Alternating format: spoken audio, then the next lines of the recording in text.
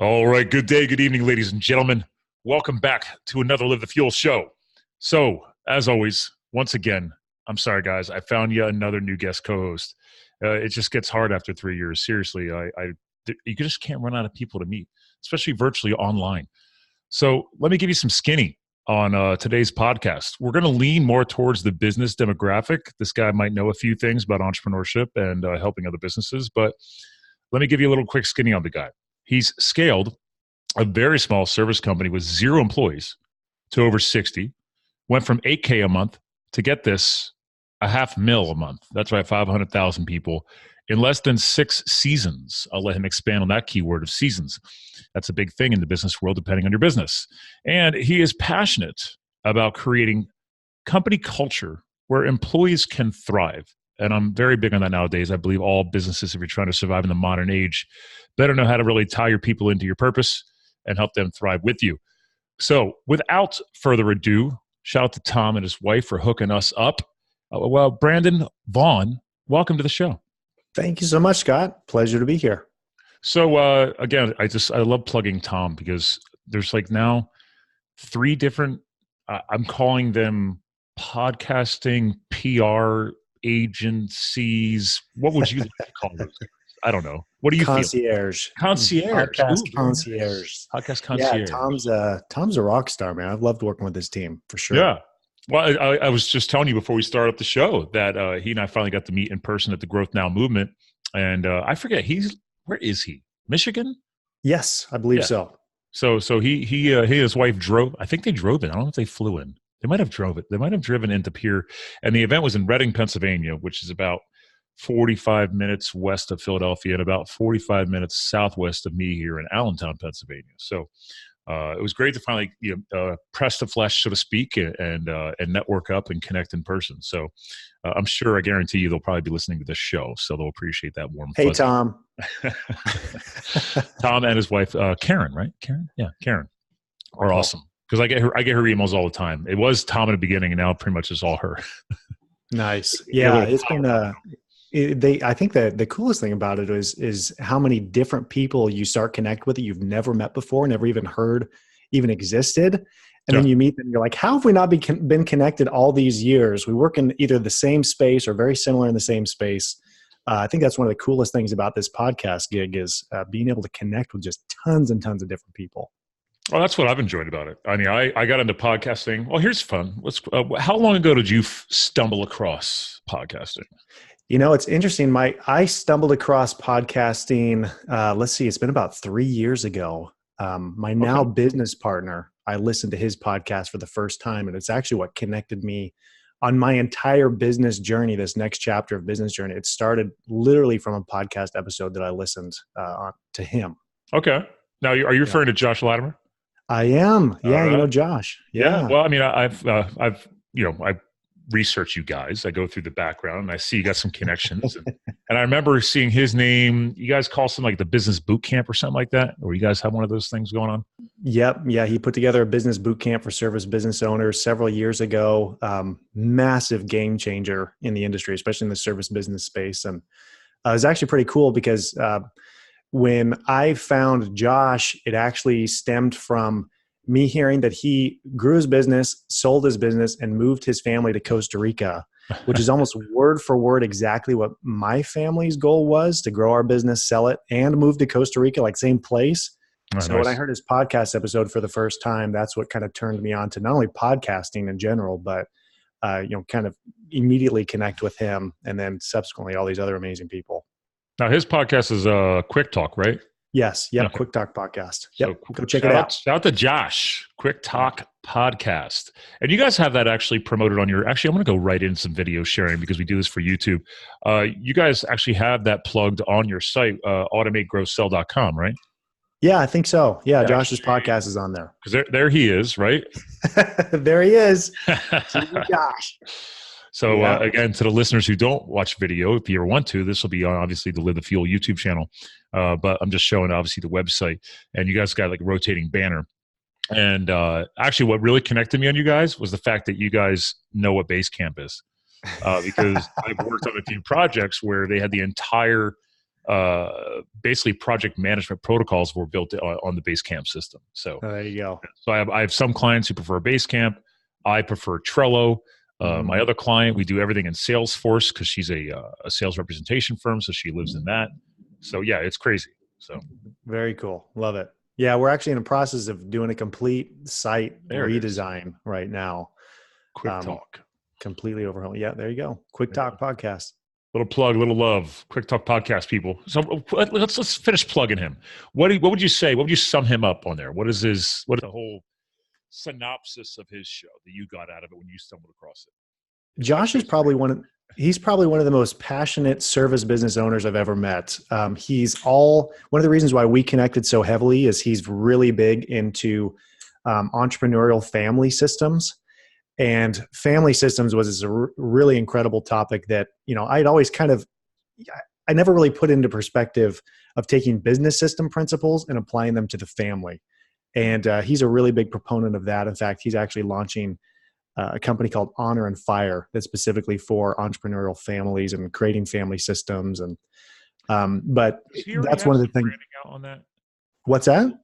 Does he have any branding already out on that or pages up on Honor and Fire? He just launched it. Yeah, he just launched it. I think July 1st is when it's actually going live, or when the program's going live, but the site's already up and going. I could have sworn he might already have something up like in the Facebook world because I might be already following it. It's a pretty killer video. If you ever get a chance to watch his video, it's pretty awesome. This was in my news feed this morning. Hold on. I'm going to share. There we go. I knew. I was like, Honor and Fire. Yeah, there it is. It's on Facebook. So there he goes. Because I saw this graphic. You, when none of your friends want to talk business and this kid's veins are popping out of his neck and his head. I love it. I was cracking up this morning. So yes, I Honor and Fire, ladies and gentlemen, already up on the Facebook. So obviously, yes, it's fresh. He's a rock star. And I like it. Yeah, Honor and Fire Family Systems for busy entrepreneurial families. And I like that because obviously, he's got a lot of kids. He's got 5 of them. He's an expert kid maker, as he says. I've got 0. I'm your exact opposite of that. I respect you guys who want to do the family babies thing. My wife and I want to be the cool aunts and uncles when we get to enjoy that short-term embracement. Yep. And then as soon as it gets annoying, we just back away. Yeah, I respect that. I completely respect and understand that. And that's a very needed role because you got to have the cool aunt and the cool uncle to be able to. You guys can tag off. Like, if that's right. We're all hanging at the family compound or house or whatever people got going on. Like, we kind of like tag in and out. We, ebb and flow. Yeah. And it allows a little bit of, you give you guys like 5-10 minutes of transition so you can go focus on grilling or making a drink for yourself or whatever your thing is. So I love it.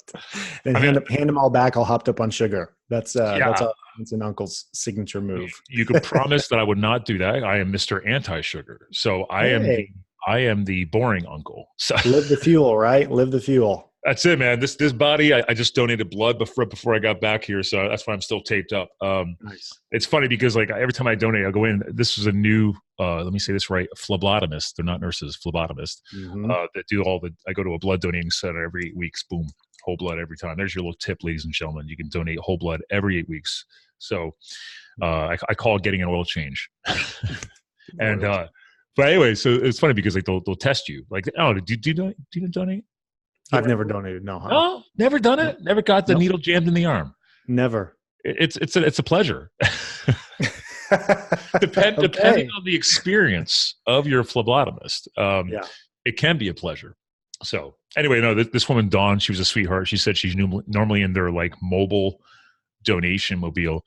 So I've never worked with her, and she was just like, "Wow, your blood pressure is amazing." And I said, yeah, you should see my, because like when you get done donating, it's kind of like getting a quick health analysis because within a couple of weeks, you get a card back in the mail that shows your just basic cholesterol analysis, the iron content of your blood and everything else, just saying, hey, here's where you're at in case you want to go in and do a deeper dive with your medical professional. But mine's like off the hook because I live no sugar. I live no grains. I quit beer years ago.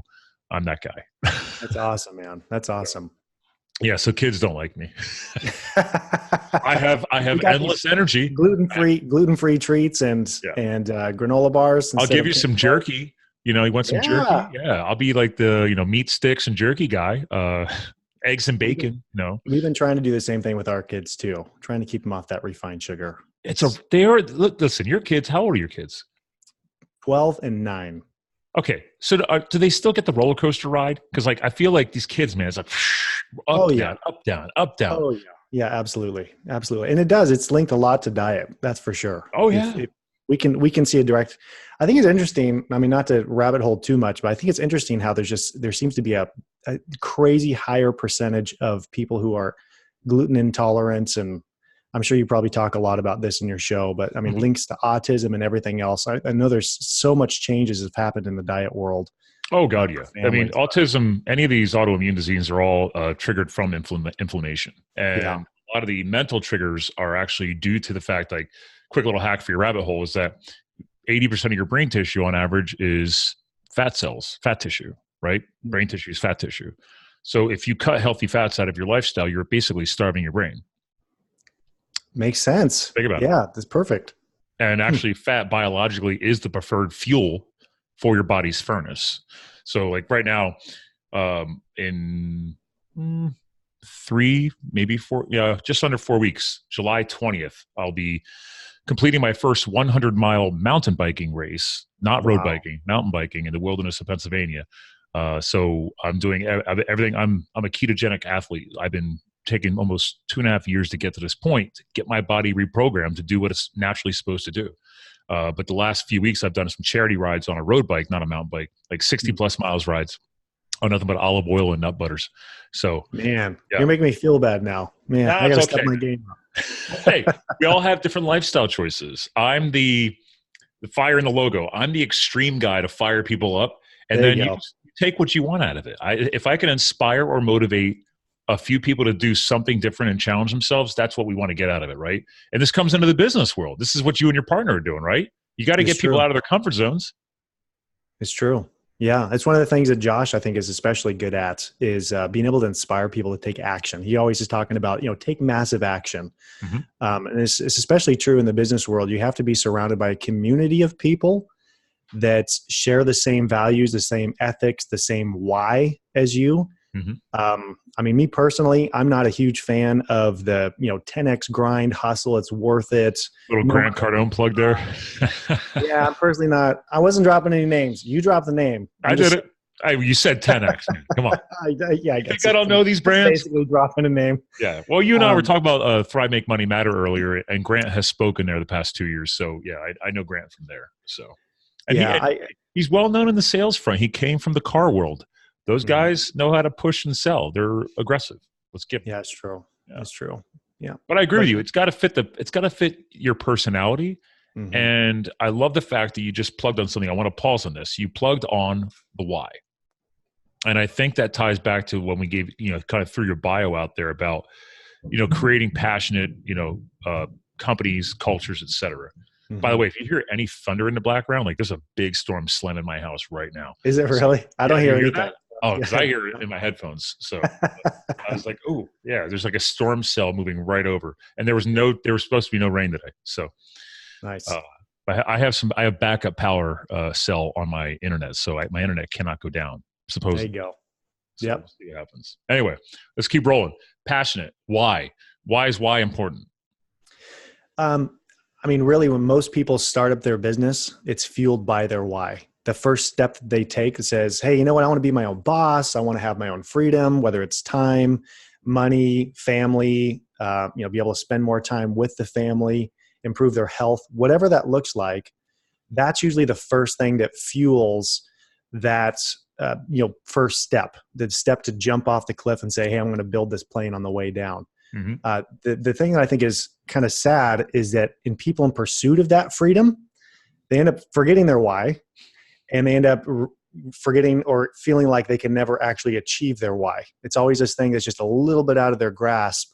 And rather than having one boss they answer to, now they answer to hundreds of bosses, which are their customers, and they jump through all kinds of hoops and, end up becoming a slave to their business very quickly. And so that's one of the things that Josh and I really love to do is we love to take a look and say, hey, what's that original reason why you did that? And let's try to put that back as the focus and let that fuel you to implement, automate, systemize, do whatever you need to do to kind of realize that why again. So important in a business. Well, and let's be fair too. There's going to be entrepreneurs and up and coming side hustle gurus, as I like to call it, because we all start with the side. A lot of us start with a side hustle. Let's be real. For sure. I love the fact you went there because I mean, I grew up in an entrepreneurial family, but I saw the struggle. I saw my dad go through a couple of bankruptcies. I mean, he to this day never built a system, so the business is completely dependent on him. He's a true solopreneur. So at 70 years of age, it's still just him running his business. So I have concerns, obviously, for him and my mother. We have a very similar family story because my dad was man. the exact same way for 33 plus years. Yeah. And my younger brother's doing the same thing. He finally, they got tired of fighting. And so he finally spun off his own version of what so basically I grew up in farming. And my father nowadays is really more niched into organic cattle brokering. So basically, when farmers get ready to get rid of their, or cycle out their herd, they just call him. And then instead of waiting to get a check from a market or a slaughterhouse, my dad knows all that. So he just buys the animals and then he decides what to do with them. So he's the broker. So smart, past couple of years, smart for him to finally niche himself on the organic side because it's really taken off. Anyway, So my brother decided to start his own version. So my brother has his own version and he still claims that he's doing things differently and better, but it's still 100% dependent on him. And now to be fair, my branding and marketing and sales consulting agency that I've been building is mostly me, but I've been building back-end systems with VAs. So I don't necessarily have an actual employee team. I have VAs, which is still a system. Absolutely. Everything is being architecturally built in my Trello backend. And then I plug in the VAs where I see fit that I want to have them automate. So I'm actually moving a client right now with all their social media marketing. The basic day-to-day processes, I'll be able to say, great, this VA now runs all that. And then I just sit there as a puppeteer and make sure everything is all good. So would that be an example of how you guys try and help people understand that whole AGS model, the whole automate, grow, sell? Yeah, absolutely. I mean, my background, I came from, my father owning a window cleaning company for 33 years. And he was the owner operator, the guy behind the squeegee, behind the glass for 33 years. And he had a bus factor of 1. So the bus factor is how many people in your company need to get hit by a bus before your business ceases to exist.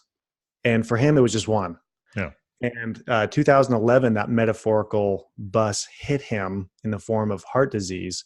Now he had low blood pressure, low cholesterol, super fit, but stress was the killer in this instance. Cortisol is real, man. Cortisol. Yeah. One thing was fascinating is the doctor actually said that it had caused micro tears in the interior linings of his veins that clogged regular amounts of cholesterol that flowed through his blood system. And that's what caused those clogs. Yeah, people don't realize that cholesterol is actually an essential cellular building block of your body. So if you actually try to cut all the cholesterol out of your nutrition, your body will actually manufacture it itself. People don't realize this. So most heart problems where vessels get plugged up aren't, in your dad's case, micro tears. But think about this. Sugar and grains trigger inflammation. I'm speaking on behalf of scientists that I've interviewed. So they inflame the blood vessel wall, or in your case, he's torn. Well, then now if you have a larger particle of cholesterol, it gets stuck in the inflammation, or in your father's case, in the tears. But it's, even though it's different, it's the same. The cholesterol wasn't the problem. It was the trauma to the inner walls of our blood vessels. Yeah, that makes sense. Yeah. So it hit him. It hit him like a brick wall, and it was basically faced with, okay, it's time to shut the business down. There's no way. He went full shutdown?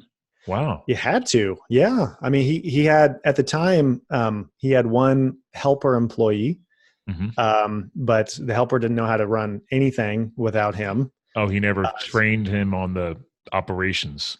No, it all lived up in his brain. So I actually, at the time, I was doing something else, but I had worked with my dad as a helper for several years. 2012, when it was kind of like faced with closing up, that's when I bought the business from my dad. Oh, okay.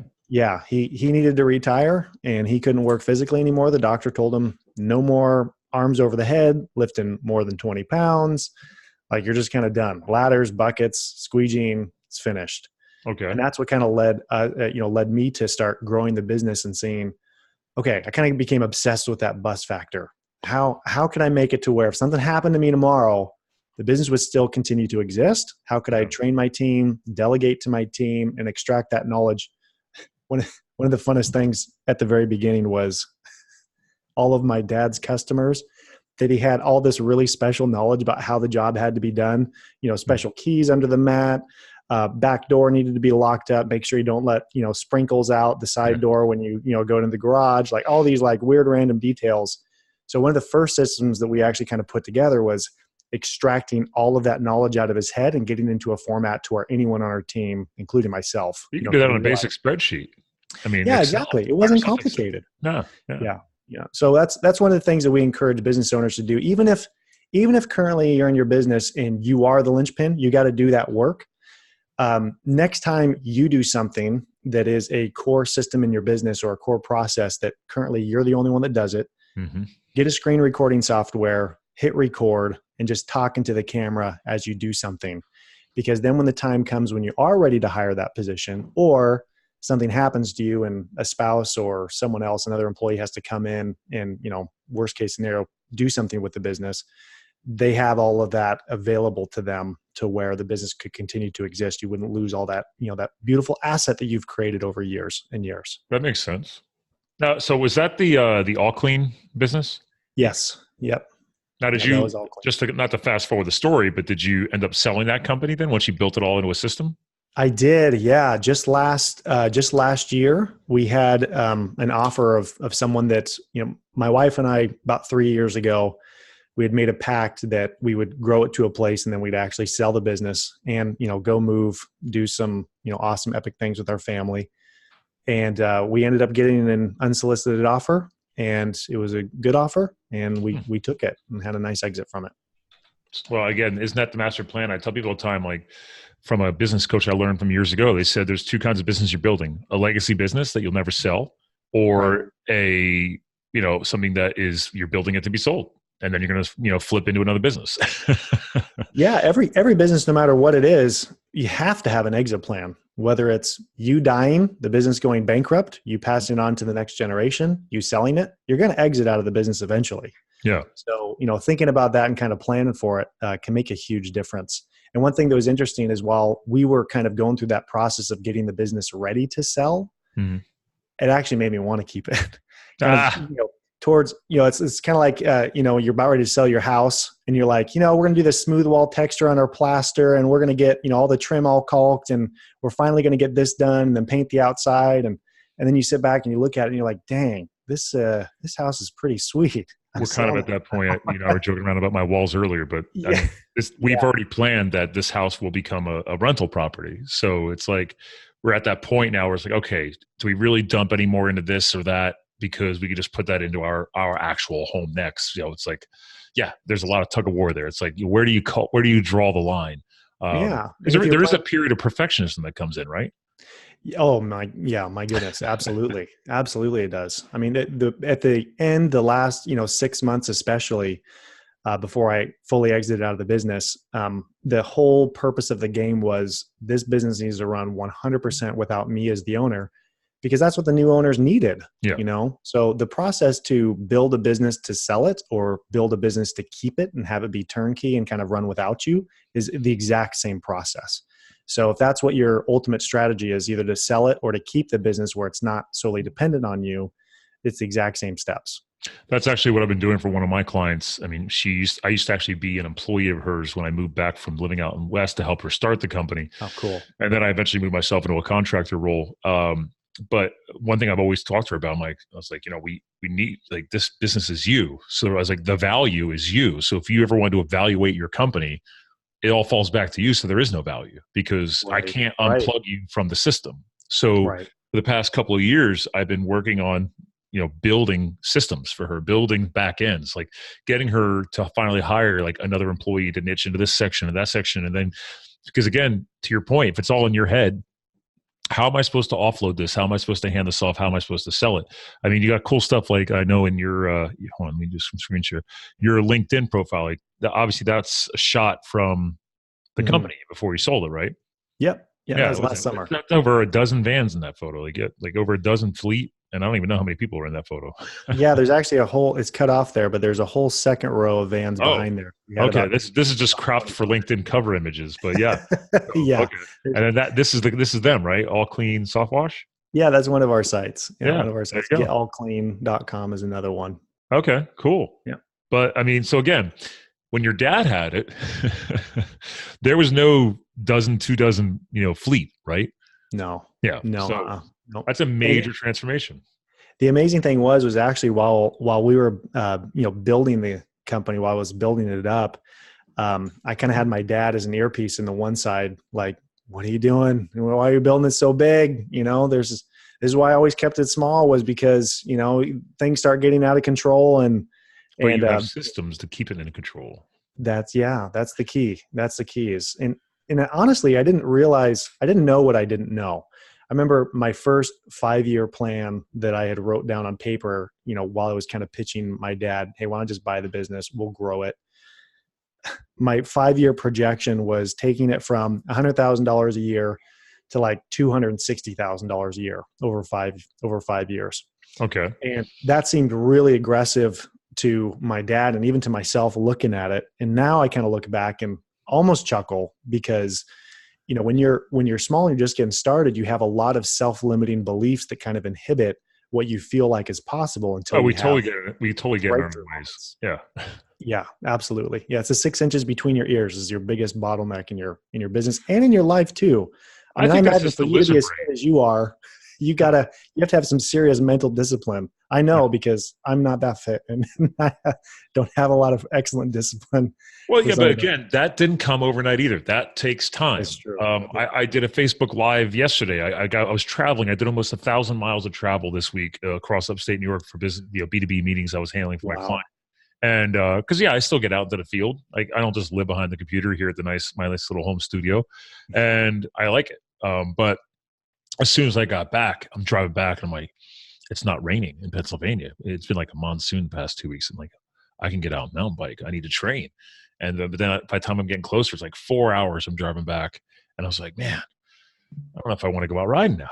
And I was like, well, you're always telling people it's about whether it's business or health, you got to put in the reps. And if I'm going to survive 100 miles in the wilderness of Pennsylvania on a mountain bike I have to get that race done in the same day. This isn't like a multi-day thing.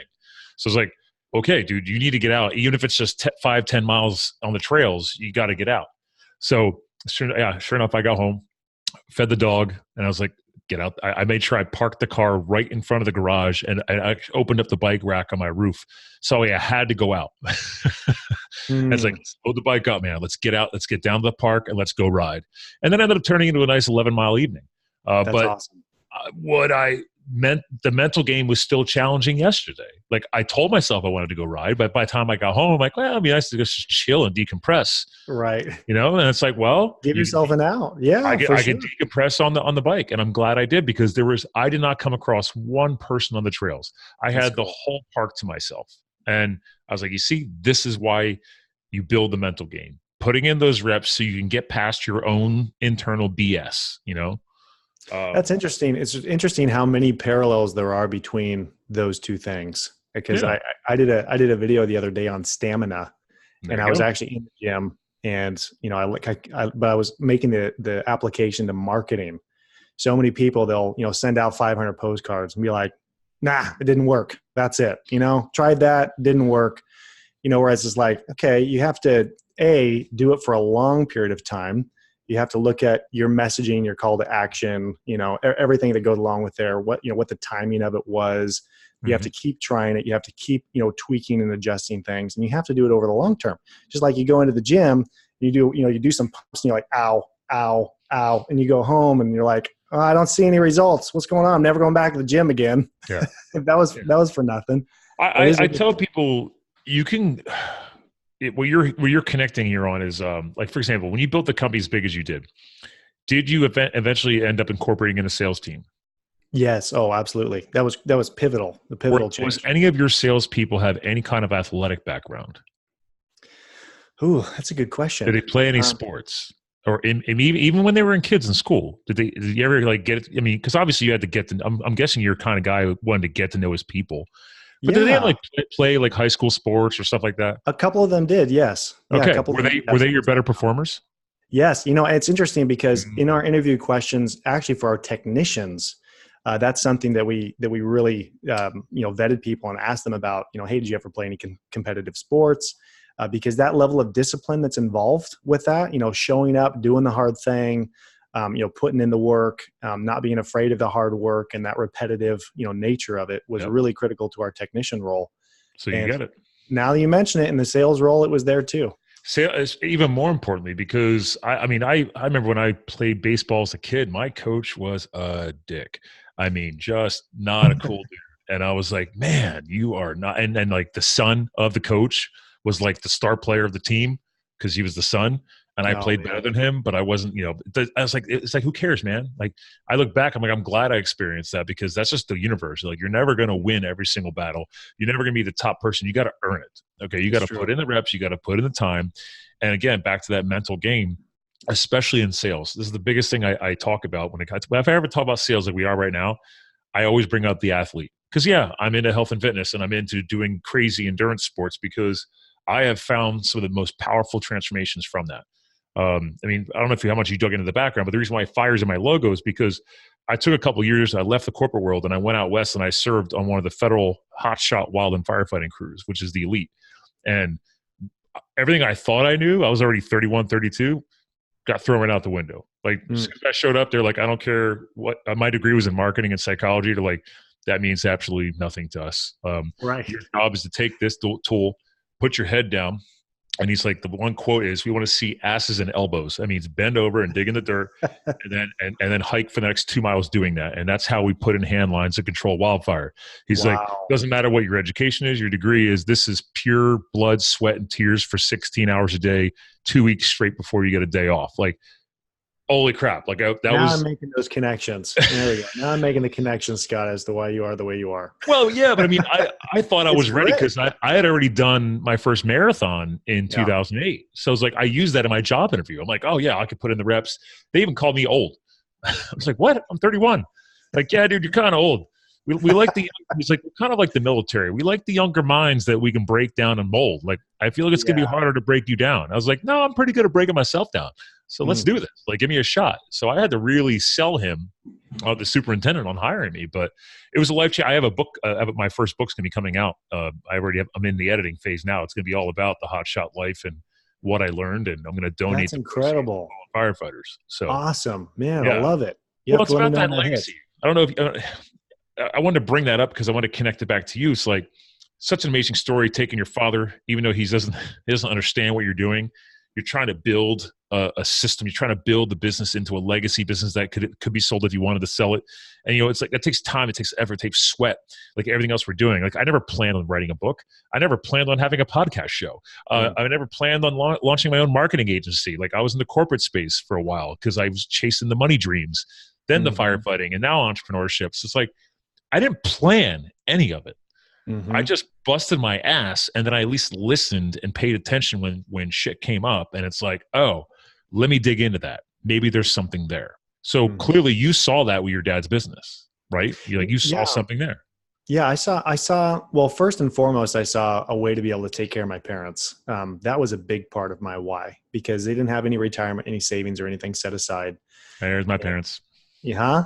I'm with you. No, oh yeah. As I was saying, the backgrounds are similar there.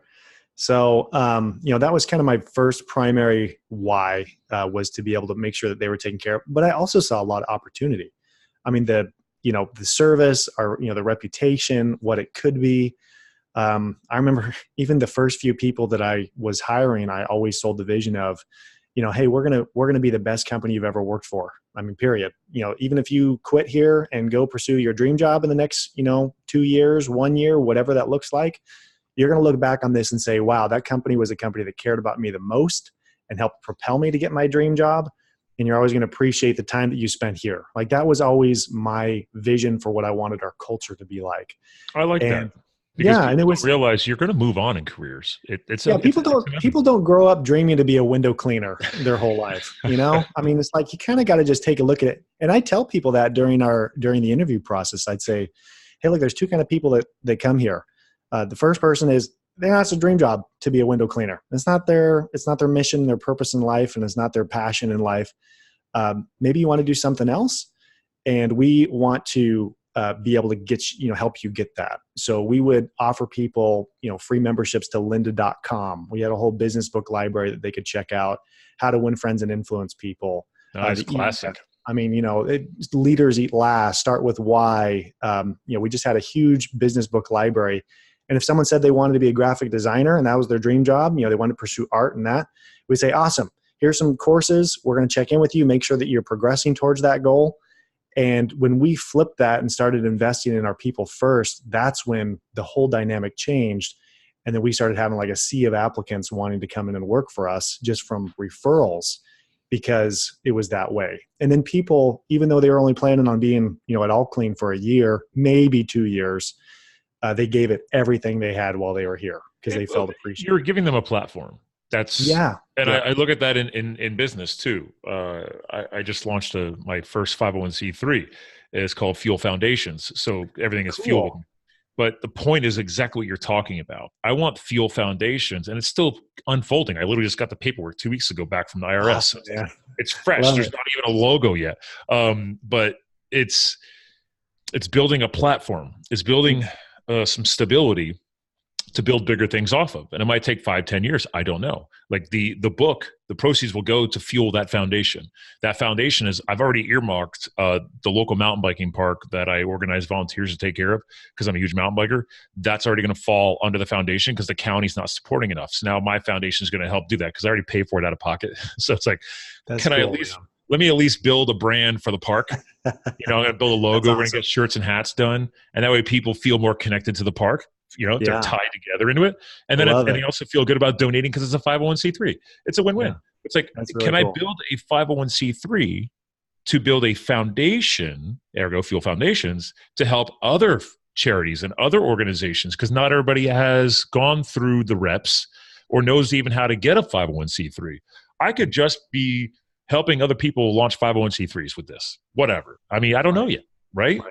But to your point, it's like, you got to put these systems in place. You have to put the platforms in place. You have to give people a place to go to. Like, you knew that these people are going to have an average of 1 to 2 years. Mm-hmm. I want to make sure that when they leave, that people talk so great about your company that you're literally creating employment marketing because you have word of mouth. Because then people start asking like, oh, you used to work there too? Yeah. I could really use a solid job that I can count on. I'm willing to work hard. It sounds like it's great to work there. And they're like, yeah, they helped me get here. Or yeah, they helped me get there. I think it's genius. It's interesting when I first made the connection that a lot of businesses, including my own, spend a lot of time thinking about, okay, who's my customer avatar? What do they care about? How am I going to offer that? How am I going to, they focus so much on their marketing message of what makes them better than all their competitors as far as like the cleaning thing or, landscaping thing or the plumbing thing. Like they know that, and they spend a lot of time and energy and effort into that. But with your employees, it's the exact same game. You're marketing to internal customers, and it's a marketing game. But then not only is it a marketing game, just like with your external customers, you have to actually deliver the things that you say makes you awesome. And too many people, they look at it in a very different way. They say, well, you should just be lucky to have a job. I pay your paycheck, this is what you get.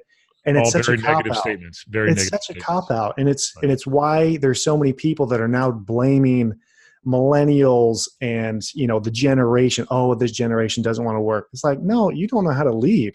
You don't know how to invest into people first and understand that what people crave is appreciation and being able to make an impact and, recognizing them for their efforts. I think that's what a lot of companies are missing the boat on. Again, millennials are part of this target audience. I'm glad you brought this up. And there are millennials that need to figure this out too. It's a two-way street. It's not just the company owners, even though I do talk to this, and I've actually spoken on stage about this in events. I'm like, guys, and I clap my hands because I'm like, I have to control myself. I'm like, as owners, you have to lead by example. And employees that are 18 and 19 years old, dude, I had 3 jobs like most of my life. Like once I left, once I went back to school, did my marketing and psychology as an adult student, I was working 2 jobs. And I was making, I don't know. I never knew not to work more than one job, even though I had a career job making like $70K a year. Mm-hmm. I was still bartending on the side because I just, I don't know, I was single a lot. I had a lot of free time. But the point is like, okay, I lead the jobs and the firefighting was the only thing I had to do. It was weird. Like I have one thing to do. This is weird. But like I had to put the work in and I had to earn the respect of the crew. But I felt, wait a minute, this will be something for the first time in my life that I have purpose, right? Yeah. I'm serving public. That's why I did that. But then I realized after 2 years, I'm like, I meant to do something more. I meant to reach more people. There's something else out there. I'm not going to be a career firefighter. And I was already considered old anyway, but right. Yeah. In my 30s. They made sure that was really clear. So the point here though, is that with millennials, I tell owners that too. I'm like, guys, like people are just looking to have alignment with purpose. And yes, you have to also help them understand that that they're not always going to be here forever. Mm-hmm. You don't sit there and hold them with shackles and handcuffs. But then back to the millennials, ladies and gentlemen, if you're hearing this and you're a millennial, I respect you because you're the next huge generation. But you also have the responsibility to still bust your ass. Okay. Because right. There's a lot of people that are seeing all these online companies right now. I'm going to get on my soapbox. I want to hear how you're going to chime in on this because you guys help people automate, grow, sell. And I'm sure that involves online businesses too. And it's like, guys, you got to understand the business before you can crush it online. So you can't just assume that I'm just not going to go work at a window washing company or house cleaning service to pay my bills. You can't crash in your mommy daddy's basement forever and just expect to launch an online genius company. I'm sorry. That's like the less than 1% of the population. Brandon, I don't know how you want to chime in on that one. I think that frankly, it all comes down to relationships. Mm-hmm. And this is on the side of the owners and the entrepreneurs and the employers and the employees. So employers need to understand that a relationship starts with you putting your foot forward and saying, hey, what do you need? How can I serve you? What can you do? One of my favorite quotes is from Zig Ziglar. It says, you can have anything you want in your life if you help enough other people get what it is that they want in their life. Like that kind of others mentality is so critical as an employer. Now, as an employee, if you're a millennial, first off, it's tough. It's tough being a millennial because you live in an age, and we all live in an age now, to where the average human attention span, I think it just dropped from goldfish status down to like sub 3 seconds now. It's gotten bad. It's below goldfish. I know that. It was goldfish and that was bad. It's gotten worse. People are used to instantaneous results, instantaneous this. Relationships don't happen that way. And I think that's, especially with social media and this whole new world that people are growing up in, relationships feel like they can be instant because you can friend someone and now you're friends. But relationships and career progress happens together. So when you start forming relationships with your employer and your coworkers and your, customers and your vendors and your suppliers, and you start to integrate yourself more, real relationships, they take time, period. Yeah. And you can't shortcut that. And so, focusing on that part of it and understanding that, I've seen too many resumes, oh my gosh, Scott, where it's just like 3 months at this location, 2 months at this location, 1 month at this location, 6 months at this location. And I was like, 6 months, wow, But then here's the thing, is 6 months bad? If they left a lasting impression with that manager or that business owner to the point where they actually are giving them a glowing recommendation, that could be something to be seen a little bit differently, but it's still a very young relationship. Like, are you still connected with people? Like, I'm a very big person nowadays. I spent years, you're going to appreciate this, networking versus connecting. What are your thoughts? I was I am a networker. I don't like it anymore. I do believe in the power of your network, so to speak, but are you graduating into true connection? And that's what lasts in these relationships. So I'm intrigued how you're going to take to that.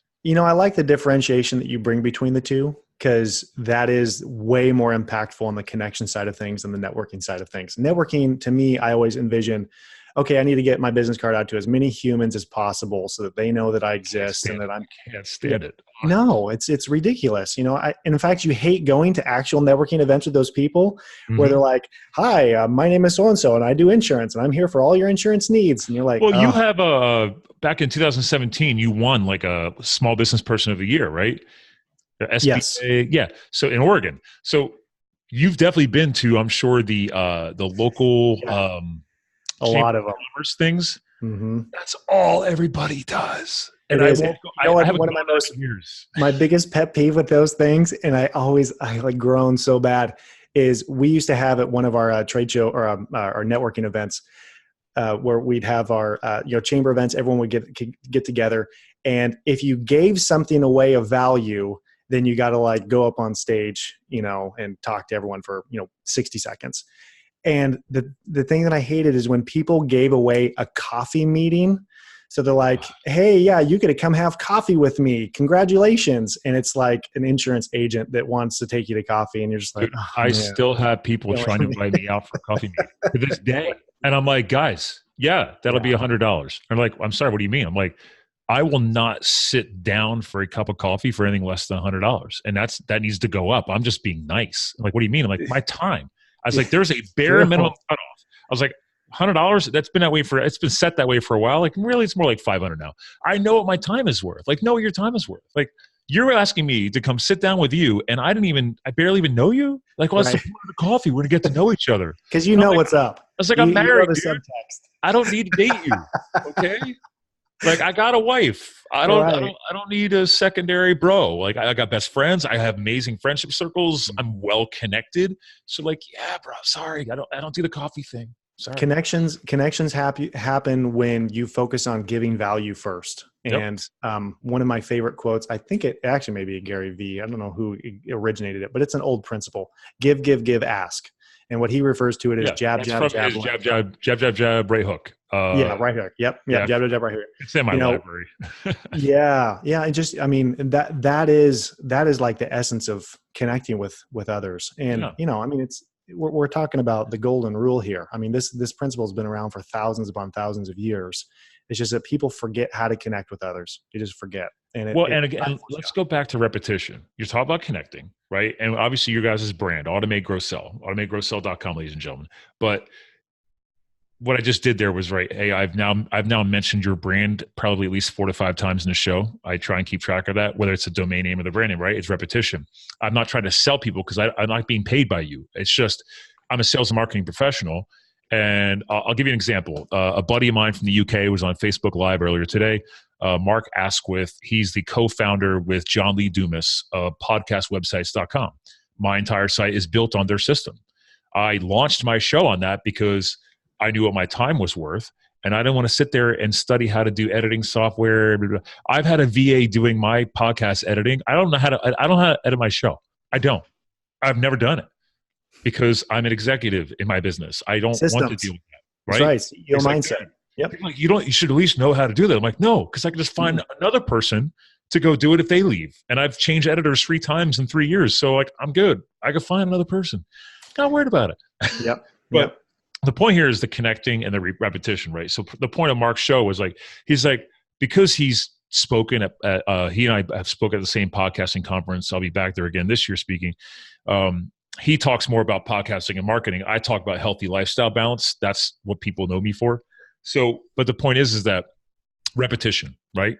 So he was talking about how people get upset because they message him about, oh, please go listen to my show and share it because you have a good following. And he's like, I don't know who the hell you are. So just because I'm in the podcasting space, you expect me to show you love and go listen to your show. He's like, marketing 101. Expect at least 7 connections. Mm-hmm. He's like, you can't just put me on your email list and after 1 email, expect me to love you. If I even put myself on your list, he's like, don't be a spammer, which I loved. But it's like, we're going back to what you said earlier in the show, probably about 20 minutes ago. It was, this is about sales 101, marketing 101, connecting. You can't send out 1 blast of mailer cards and then give up. That's only 1 contact point. You got physical face-to-face, the boots on the ground going up to the front door. Maybe you're cleaning the house next door. Maybe the person is trained to stop by and just drop off a flyer. There's a face-to-face. You got the mailer cards. You have email lists. You have website touch points. You have social media touch points. The average sales process, I actually don't even say 7. I say it's really more like 10 to 12. But that depends on the industry. So noisy. It's definitely more than 7 now. It's too much coming at people. Well, back to your point, the attention span, 3 seconds. Like you guys, this is the point of automation, ladies and gentlemen. That's why he's on the show here today. I wanted to geek out about this because that's why you need to automate, not just operationally in your business, but I'm not saying turn your business into a robot. You still have to have a finger on your pulse, but some of this stuff has to become automated. You got to have an email. I mean, if you do not have an email list nowadays, holy crap, what are you doing? That is your captive audience. Social media will constantly change. Facebook is a pay-to-play platform. Instagram is becoming a pay-to-play platform because Facebook owns it. Even LinkedIn has gotten harder to get exposure on your posts now. I mean, Twitter, don't even get me going on that. Right. I mean, what are your thoughts on all this? What are we talking about right now? It's talking about contact, connection, following through, not giving up, getting past that 3-second attention span, the goldfish perspective. I love it. Let's go deeper. I think it all comes down to just giving massive value, provide value first. I've seen too many times when people say, well, how many times is follow up too much? Like, if I keep following up with a customer, they're going to get annoyed. They're going to do this. It's like, it has nothing to do with the number of times that you contact somebody. It has to do with how much value you're giving to them every time you follow up.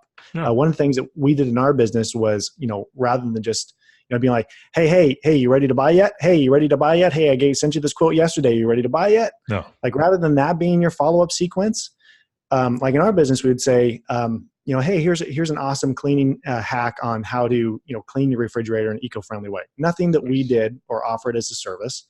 Or here's a free house health snapshot report or a maintenance schedule on, exact timing to take care of all your maintenance needs from top to bottom, including a whole bunch of things that we never sold, just as a value add. Well, they start seeing you as a resource. Exactly. Yeah. And they see that you care. I mean, and I think the same, I heard someone at the ClickFunnels event that talked about this, where they talked about your marketing follow-up and your email sequences being kind of likened to the guy who's the pickup artist at the bar.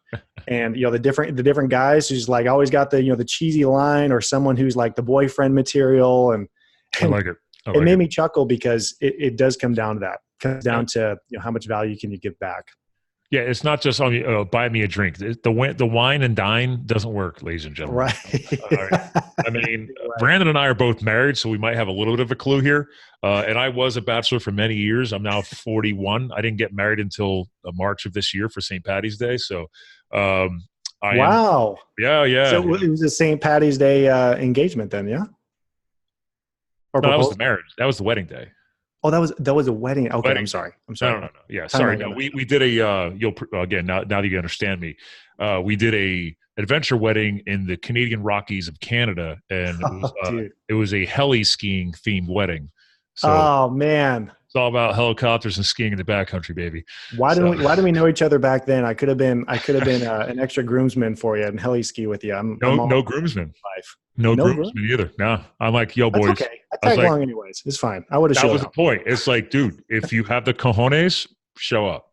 That's Love it. It's like, that's really cool. You can ski, you can snowboard. We don't care. There's snow and mountains and epic beauty. Oh, and we're gonna throw some rings on some fingers. So that's awesome. Sounds like you got a catch there, man. That's pretty cool. Yeah, she's way smarter than me. Yeah, she's a equestrian veterinary doctor. And doctor of animal chiropractic. Yeah. Let's put a ring on it. Love it. And heli ski. You can't get any better than that. No, I mean, she grew up ski racing, and I spent 11 years as a ski race coach. And she loves to brag that she can ski better than me. And I was like, that's why I was the coach. You're the racer. You get coached. Coaches coach. Oh, so nice. The racers should be out skiing their coaches. So she's like, you can keep telling yourself that. Yeah, that's right. Sounds convincing. Yeah. Well, I mean, listen, I actually want to throw some screen sharing back in because we are pretty much coming. How you got a couple minutes yet? Because we're at the end of your time slot. I could geek out with systems and rabbit hole like this all day long. Well, what I love here is that you guys are eating your own eggs and bacon. We'll go with right. So fat as fuel, people. Fat as fuel. So you got courses. There you go. Yeah. Okay. You can sit there and speak all you want, but if you just recorded what you know, you could then package it as an online course. Now, is that what most of these are that I'm screen sharing right now? Are these all been automated, or are these more just like time, like people just buy these and then they come to a physical course? Like what's going on with these? Yeah, these are all self-study courses. Our business, it primarily serves, actually exclusively serves home services businesses. So, Okay. the cleaning companies, the pest control, the landscapers, anyone who's doing a home Like service. I have a house cleaning service. Well, there you go. Send them here. So, Yeah. that's what we do. And then Best we thing also, ever. we also have a courses or a program that's called Conquer, and that's at agsconquer.com. Oh, that's And I didn't know about that. AGS? agsconquer.com. QUER. Yeah. There you go. .com. Got it. And this is our higher level mastermind group that we have. We have over 13 certified coaches, Nice. and we have it's all about accountability and community and clarity. And that's this is kind of our big mega program that we have for service business owners. Well, and great job on the branding and logo, because you got campfire on here, you got a mountain on here, you got a compass on here. All about that outdoor life, man. I'm dialed in with you, man. I love it. But you are right. Like my cleaning service, she doesn't really have a system. I mean, she's an amazing woman. I think she's from Guatemala, but my wife's family has a very successful construction company. So when they get done like remodeling a high-end hotel, they actually bring her in, and she, with one of her, I don't know if it's a family member or you want to call them an employee, they come in and clean up the property.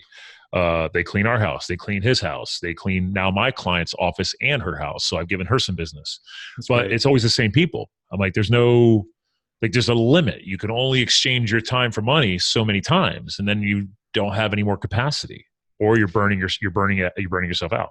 Yeah, we have actually one of our Conquer coaches. Her name is Elena Ladeau, and she grew her maid service company from $0 to $100,000 in 2 years. I'm sorry, $100,000 a month. $100,000 a month in 2 years. She won. There you go, people. 6 figures a month, people. Yeah, she won the woman or the Entrepreneur of the Year award for the Small Business Administration, and she's just won so many amazing awards.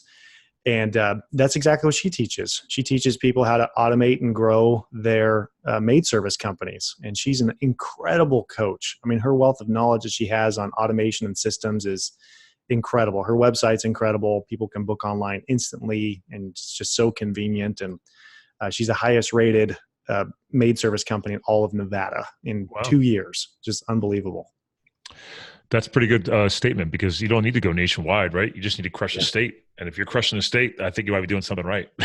That's right. Yeah, that's right. Absolutely. That's not a bad problem to have if you're doing 6 figures a month. So Right. But again, in order to do 6 figures, you either have some really big fat clients, you only do 5 jobs and that's it, or you've got one heck of a system going. It's all in the system. You have to be able to, make it to where any new employee can come in, get up to speed as quickly as possible without you as the owner, and to be able to deliver consistent. People crave consistency. Have you ever been to that restaurant where it's like the first meal was incredible, you tell all your family and friends, and you tell everyone, and then someone's like, yeah, it wasn't that great. And then you go back again and it wasn't that great. And you're like, I'm never coming back here again. You can't deliver that same consistency every time. It crumbles. And people don't want to. Here's the thing: when you find those restaurants, then those people, for some reason, also get frustrated because you're paying more. I'm like, you're paying for quality. That's right. So yeah. I like going to those restaurants because I know what I'm going to get. Those are usually the nicer restaurants. That's true. I don't want to say you have to be all high dollar, but more often than not, I've seen the ones that are succeeding and they're still going, and they kind of slightly reinvent themselves every couple of years to freshen it up. They got it, man. They've got a good system, and there's probably multiple properties too. They probably got multiple restaurants going. Actually, at that Growth Now movement I was telling you about, the famous chef Fabio Viviani was a speaker there. Oh, cool. And I had no idea. Like last time I saw that dude, he was on one of those competing chef shows on the Food Network, and I knew he was from Jersey. But next, he's speaking, and he's like, "Oh yeah," and then my buddy who runs the Growth Now movement, he's like, "Oh, so why don't you tell everybody what your your company's grossing now annually? And he's like, we're approaching like 350 million. And I was like, gosh, how the hell is a chef doing that? And he's like, systems. And I'm like, there you go. He's like, listen, he's like, I came to this country and I couldn't speak a word of English. He's like, but I had money because I learned the restaurant industry, and the restaurant, I became a part owner in Italy. And then the guy sold it out from underneath me, and I thought it was bad, but he hands me this check and it had a lot of zeros on it. And he said, well, here's the check. He's like, well, that's great for you. He's like, what do I get out of this? He's like, no. This is your portion as the owner. And, he basically shit himself. He's like, dear God, what am I going to do with all this money? He's like, well, I've always wanted to go to Canada. I always wanted to go to the USA and start my own dream. So he had money. But he, thanks to all the systems and protocols he learned in Italy, he got his first restaurant going, and then he started building systems. Now he owns like 30 restaurants, and they're about to open their first 2 hotels. Like, he's opening his own hotels now. So I'm like, dude, the guy's crushing it. So I had no idea he was at that level. But the biggest thing he spoke about on stage, systems, just like you're saying. You gotta find what works. You got to scale it. You got to train it. You got to make sure it's replicatable, easily manageable. And he's like, that's one of his services. He now will actually go into other restaurants and teach them his system. He's like, I don't need to buy your restaurant. You can hire me. It's going to be thousands of dollars, but I will come in and teach you what we know because we've proven it. That's really cool. Yeah. I figured you'd appreciate that to tie it all together. Cause it's like, hey man, you got, there's a guy right there. He took it from one restaurant with not even speaking a lick of English to many more. Wow. That's amazing. Yeah. And it doesn't matter what size of business you want. I mean, your why may not be to build a multi-million-dollar or billion-dollar, It wasn't his either. He actually said, he's like, one of the reasons why he did it is he's like, it's value of lifestyle. He's like, I want to be able to go spend time with my kids. I want to go, if I want to go take a month off to go with my wife, I can. That was something else he brought up there, which I really appreciate because I'm a big lifestyle guy. He's like, if I want to unplug for a month and go build a castle in Italy, because that's one of his goals right now. He wants to go build a castle because he's like, we're not supposed to have castles. He's like, only the Germans had castles in Italy. So he's like, he's literally looking at property and wants to go build a freaking castle. I'm like, well, you financially could. Right. So that's become one of his new dreams. But he said, I want the freedom. There's your key word, freedom, right? To do this. Yep. And that's what everything is you guys, I'm hearing, are teaching. It's going to take some time, but you need a system. Yeah. Love it. Love the systems. Yeah. Well, listen, this has been a great podcast. I hope you had some fun. Yeah, man, I had a blast. Thanks for having me. And I like digging into some of the skinny, as you could tell, behind the scenes, what's going on, where you come from. I love the story of your pops. I'm always working on my pops, so we'll see how that goes. Keep working on it. Keep working on it. I don't give up. You love your family. You got to pick your battles, but I agree with you. I care a lot about what is the system that's going to support them. It's probably going to fall on my system and my brother's system. So, probably. Yeah. Possibly. Well, listen, I always like to have my guest co-hosts help close the show out. So you and Mr. Latimer got a lot going on, but you as yourself, Brandon, our guest co-host, is there kind of like an all-encompassing message that you want to leave behind for the audience here, like a final note or something? Because obviously you've learned a lot helping your father and then eventually selling the company, now partnering up on something bigger, a bigger legacy happening here. Is there something that you want to leave behind for people hearing this that might, if they forget everything else we've already shared today? It's like, hey, I remember that one final thing that Brandon wanted to share with us. Yeah. I'd say just get started. Just do it. Execute. Too often people say, oh yeah, I'm going to do that. They listen to this podcast. I don't know how many episodes they've listened to, but if you're one of those guys or gals that have listened to all these episodes and you're still kind of in the same rut or same position you're in right now, stop lying. Stop lying to yourself. I say, don't lie. Don't lack in execution. Just do it. If you're like, oh yeah, man, I got to set aside the time to do the systems. You don't. The next time that you're actually doing a process or doing a thing, just video document it. Give an employee your cell phone and say, hey, record me saying this while I'm training you. Or hit record on the screen software and, screen recording software and just record it and just start Just start executing and getting it done. Because unless you take that first step, it just won't happen. And the biggest gap that I see with entrepreneurs is between knowing what they need to do and executing. So just do it. Just execute. There you go, people. Just do it. A little Nike sponsorship. I love it. Yeah. Hang tight. I want to give you a proper goodbye off the air. Ladies and gentlemen, he's dropped a lot of knowledge bombs today, and we've talked a lot about this stuff across many different shows. So that's the point of you guys subscribing, is you never know how it's going to come across in a different way. That's why I keep trying to find new guest co-hosts. I haven't repeated many people. So I love what Brandon shared with you guys today. But a lot of this is about taking massive action, because you have to start making mistakes. That's how you're going to learn the right things to keep, the right things to repeat, and as he just hinted, the right things to record. And that's one of the reasons why back on episode 51, as we approached 300, I started recording everything on video, and that's why it's on the YouTube channel, because people learn audio, people learn video, and this is evergreen content, people. The podcast will always be up, just like the videos will always be up. So maybe do that for your own business as well. I use Zoom. You can use some other software, but I highly recommend Zoom.us. Try it out. It might just work for you. So anyway, ladies and gentlemen, we're here to fuel your health, your business, and your lifestyle. Remember, check them out, automategrowsell.com. And actually, the second site that got tossed in today, go check out agsconquer.com if you want to become a conqueror. And maybe we'll help you maybe spin that business around to a whole different level. Maybe we'll pull out a little Fabio Viviana style and start hitting like a $500 million. But it takes time. Got to put in the reps, people. So thanks for hanging out for another Live the Fuel show. Again, you too can live the fuel, and we'll talk to you guys again soon.